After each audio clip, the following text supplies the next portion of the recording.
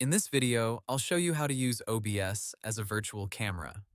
If you want your webcam to look more professional in Zoom, Google Meet, Discord, Skype, or other video apps, OBS Virtual Camera is one of the easiest ways to do it. OBS's official guide says, Virtual Camera lets you send your OBS scene to other applications as if it were a normal webcam.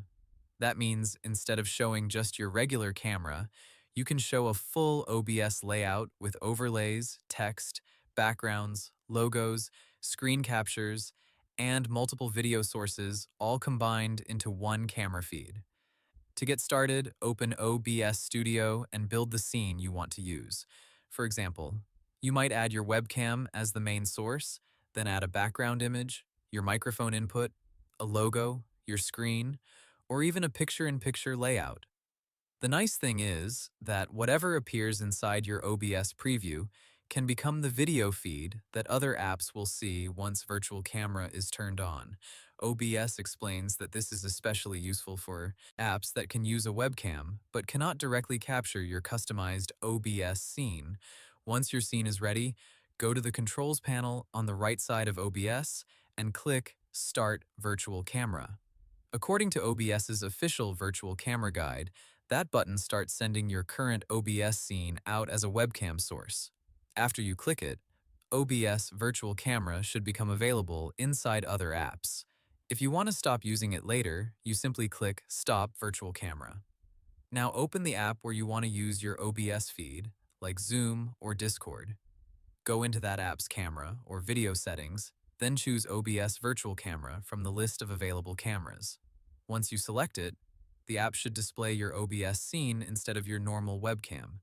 That means any changes you make in OBS, like switching scenes, adding text, or showing your screen, can appear through the virtual camera feed.